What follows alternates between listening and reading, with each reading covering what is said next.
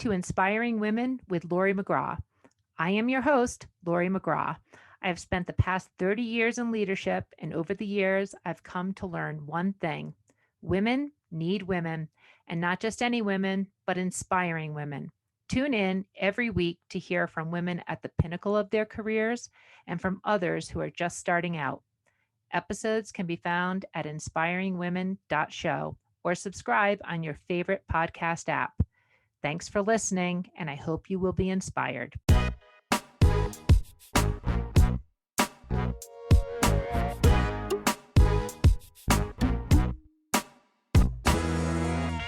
Welcome to this episode of Inspiring Women, and I am so pleased that today we're speaking with Julie Castro Abrams. Now, Julie describes herself as a social justice warrior. She is the creator and founder of How Women Invest. She created and is the CEO and chair of How Women Lead. She's also created organizations like How Women Give. She has, over many years, contributed to advancing justice and the advancement of women through organizations like the Women's Funding Network. She's an advisor to many organizations, including Lend Donata, which is a crowdfunding platform in the social sector. Her commitment to justice and community are very well known through many of her endeavors over years. She serves as a leader on boards of organizations that focus on women and children, Latinos, economic development, and the arts. Julie herself is a philanthropist. She has won numerous awards. She comes from education at the University of Chicago and Northwestern. And Julie, I am so pleased to be speaking with you today. Oh, what a treat to be here. It sounds like you're talking about somebody else, you know. What a gift to be here. Thank you. No, it is great to be speaking with you. And, I actually was introduced to you because I spoke with a CEO of a company, How Women Invest. The fund that you raised actually helped to support her company. But Julie, as I get started, I've described you as a social justice warrior. You've talked about that for yourself. Just why don't we get started with, what do you do today? Like, what does your day-to-day look like in terms of all the different organizations that you're involved with? Well, they're all interconnected. Let's start with that. My whole goal right now is to use the leverage of the power, influence, and frankly, wealth that women have. We sort of met this moment in time where we are positioned in higher levels of influence, corporations, government, et cetera, right? So leverage that to actually get to some level of equity, because the bias that has held us back previously is not fixed. There are cultural problems. And when you look at things like, only 4%, I can't remember the number today, but let's say 4% of all. They're terrible. The numbers are they're terrible. pretty bad. Yeah. Fortune 500 companies are CEOs. And up until we started to really work, and I'm not taking all the credit, a lot of leaders started working in the board space. It was like less than 15% of corporate directors were women. So, really working on these numbers that are they're just outrageous and they're bad for everybody. Nobody wins when you don't have good governance, when you don't have diversity of leadership.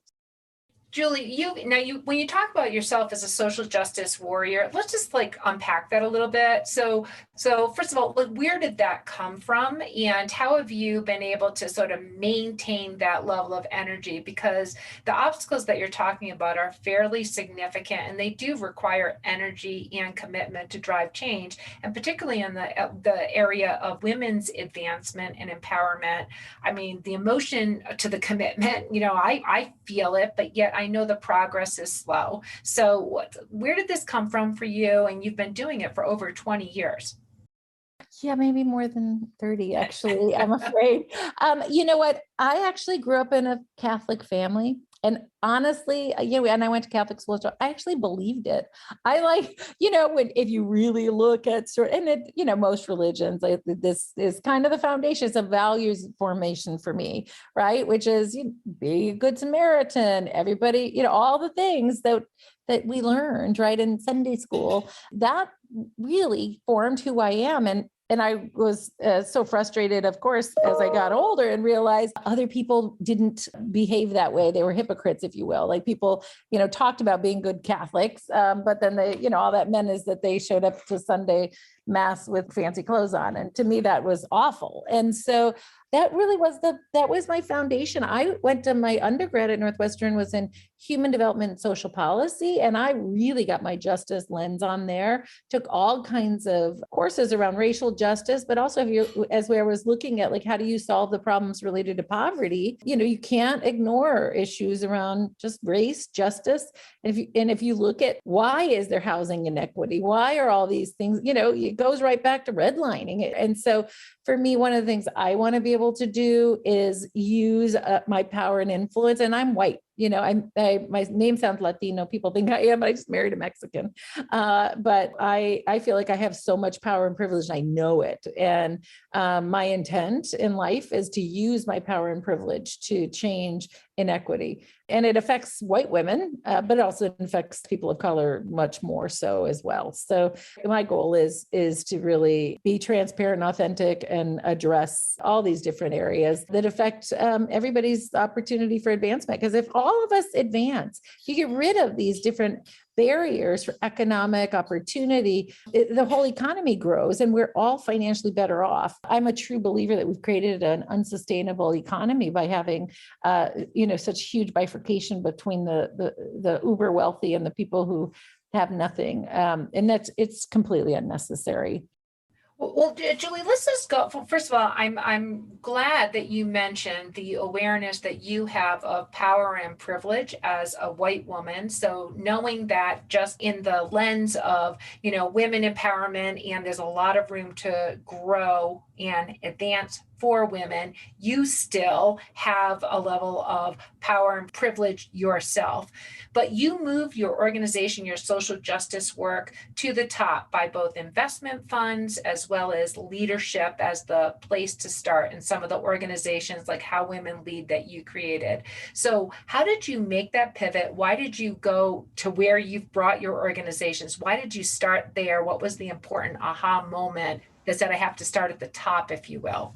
Yeah, that's a great question. Well, part of it was I had worked at I don't want to say bottom, but I had worked at the grassroots level for many years.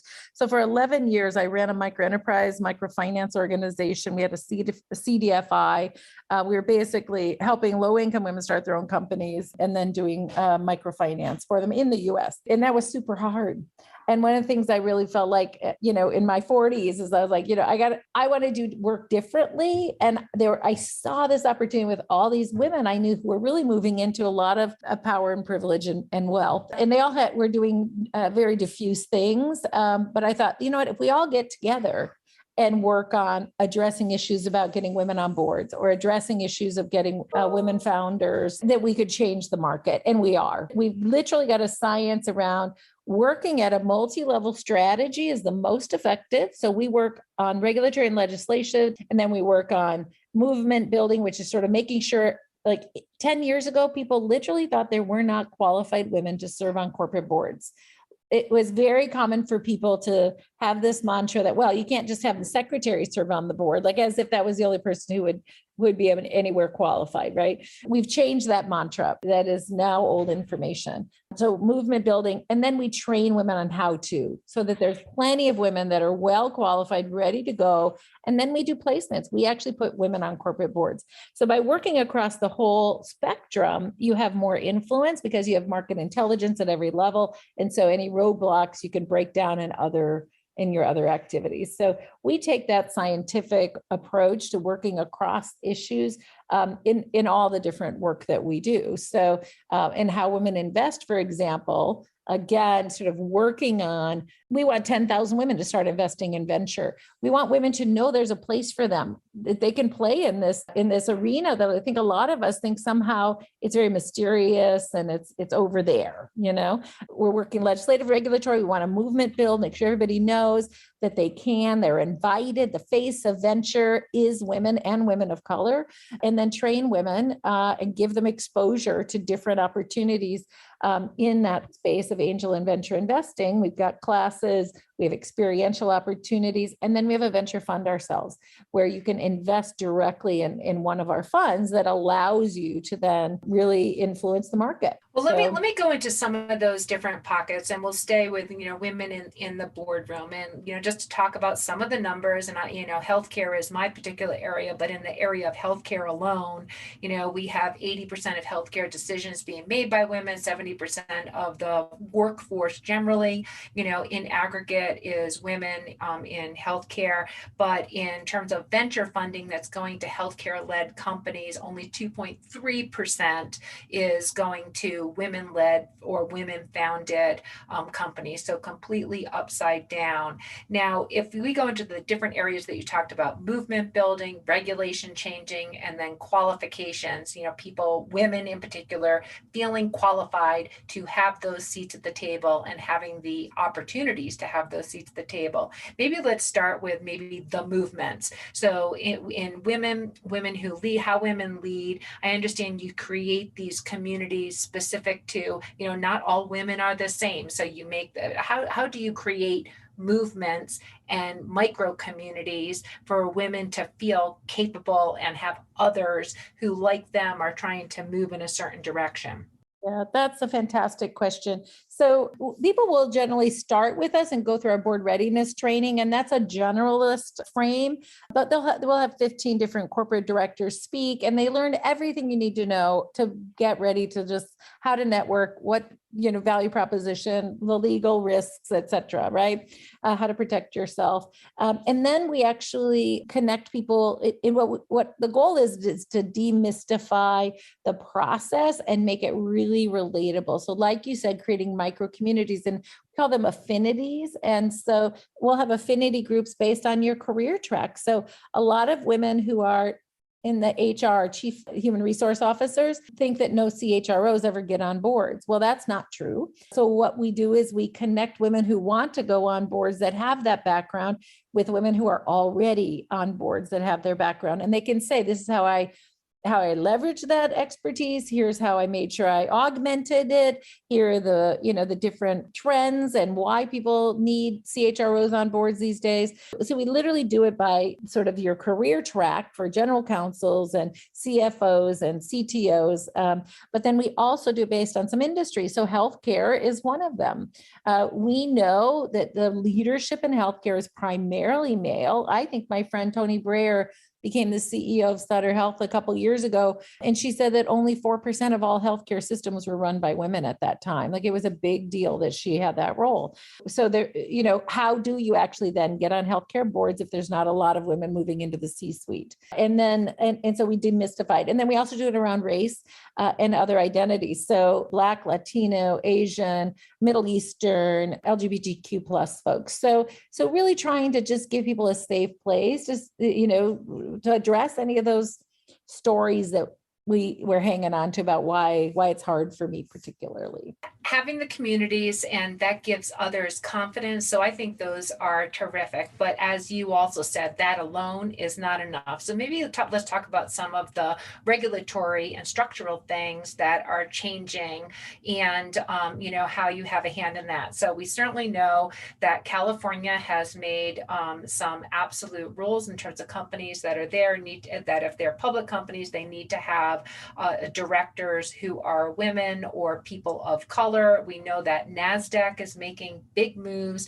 in terms of their CEO, Adina Friedman, who is the first stock exchange to start to require directors to be not just all men, to be listed on the stock exchange. So first of all, how did those things come about? Who's following suit? What else needs to happen there? So Senator Hannah Beth Jackson in California, she actually has termed off, but she was responsible for a lot of really important legislation for women, including equal pay, et cetera. She partnered with NAWBO in LA, actually, the National Association of Women Business Owners, to initially draft the Senate Bill 826 that passed in California. And then a lot of us kind of got on board and got letters, et cetera, to really push that legislation through. So it was really really her vision and leadership that made that happen. It is now being replicated in 6 other states. And this is the one requiring you have, depending on the size of your board, 2 to 3 board members that are women. But following suit, I think just like a year later, is AB 979, which requires public companies to have people of color and LGBTQ representation on their board. So California, and I don't know that other states have replicated that legislation yet, but California clearly has been leading. And this is the thing. Recalls happen 3 times faster when you have diversity on your board. It's life and death. This is not just, it is dangerous, not just for shareholders, but for anybody, interfacing with a company to have group think, to have one type of person on a board. It's so unacceptable in this day and age. You mentioned a couple different actors, including NASDAQ, which has been a fantastic move this year. But the first ones to the party were really the asset management firms. And they're not known as being progressive at all. What they did is they looked at the data to see that it was dangerous for their investments to have, groupthink on boards. And so you saw BlackRock and State Street and CalPERS and CalSTRS. They were the first ones requiring diversity. And if you track the sort of annual letters that come out from the chairman or the CEO of those firms, you actually can tell the trends. So in the last couple of years, you will see that we've had statements come out about requiring cybersecurity expertise on a board. So all of a sudden, these chief technology officers, these cybersecurity experts were super hot commodity for board roles.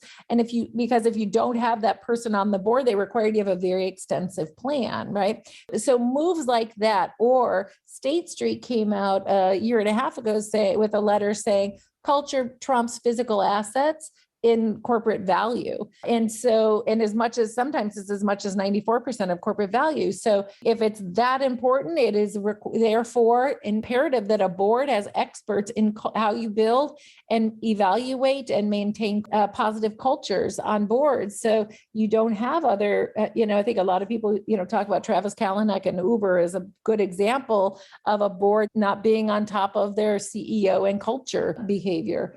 We also see things like there was a shareholder lawsuit against Tesla because Elon Musk was making outrageous pay, and they felt like it was not good for the shareholder value. So more and more, there's more transparency, there's more activism. A lot of it is driven by the asset management firms and some legislation, but also, just community activism and leadership is more and more moving the needle on what corporate boards are how they have to function and focus. Okay, so you're talking about, at the board level, diversity of the board, really reducing risk, which is something that boards really do want to do for organizations. There's also data about higher performance, financial performance for companies with greater diversity in the board. And so even with these regulations, though, we also know just through some recent research that we still have about 40 years to go, a long time, before we start to see board parity. So maybe let's move this to the third part of what you're talking about in terms of things that you work on in how women invest and how women lead, which is the getting the skills for the women to go after those board positions, to put their, hat in the ring. And we also know that women just tend to have they need a high degree of fit before they're willing to apply for something. So how do women build their skills? How do more women get into those positions where they can be either pursuing or getting onto boards? What do you do there? We help people with their confidence, self-efficacy. We get them going fast. We connect them to board opportunities. You have to be qualified as a potential board director before you even get to us, right? And so to me, it's about owning women moving up the career ladder inside of companies, getting P&L responsibility, and just earlier on in your career, mapping it out so you know that you're getting the right kind of experiences. So when it's your turn, you're ready to go. Our work just helps women sort of, and a lot of people will say, well, men don't go to classes like the board readiness session that you guys offer. And it's like, that's true. Women always, frankly, really care about doing a great job. So they're always seeking sort of education and training ahead of time. And that's generally why women, frankly, do a better job and are known as being much more disciplined and careful board directors. So, it takes all kinds. Nothing wrong with being a man, obviously, but, women at this stage, because the bar is so high for us, we prepare much more. The other thing I would say, though, is the vast majority of the board seats are private company board seats. You can't legislate those. We've been talking about public company legislation, et cetera. That's hundreds of boards, or rather a couple thousand. But in terms of private companies, you've got hundreds of thousands of private companies. And who gets those first board seats? The venture capitalists take those first board seats in any of those companies that are high growth companies. So women have got to start playing in venture. And when I say that, I mean as investors, as well as professional people working in that space. 2% of all venture dollars go to women founders. Let's just let that sit in 2%. There's something very broken and very wrong when that is the case. And so we created a venture firm to focus specifically on addressing that issue. And we take a board seat in every company that we invest in. So our intention is to create a pathway. And the first board seat I ever got, I invested $25,000 in a company and I asked them for a board seat. It was very early days. They said yes. They say you may get kicked off when the real venture capitalists come in. I was like, that's fine. And so far they haven't kicked me off. So that's a space for all of us to start playing. So in terms of doing that, Julie, as you think about that, for the hundreds of thousands of private companies where the board seats are not necessarily known, largely held by men, not nearly enough women founders and CEOs, for the women who should be exploring it, when should people start thinking about that? Again, women on a career trajectory, what advice do you give people? Because you're clearly an advocate and you've got the tools and programs to help people build the skills, but when should they start thinking about it? You can start thinking about it very early on. There is no reason not to start thinking about it. I have a 28-year-old daughter and I'm already talking to her about it. She needs to start going on nonprofit boards by the time she's 28. That's how you start to learn how to govern. It's not a qualifier, but it is great training ground. It's also how you build your networks. And 85% of all board seats are word of mouth network engagements. Very few use professional search firms. So building your networks early, building your experience as a governor. It's very hard to shift from being an operator to a governor. Let me tell you, I was a terrible board member, very intrusive in the early days before I really learned what it meant to govern, because I was an operator. I am. And I would be like, oh, well, let's just give it to me and I'll take care of it. It's like, no, that's not your job. You're on the board.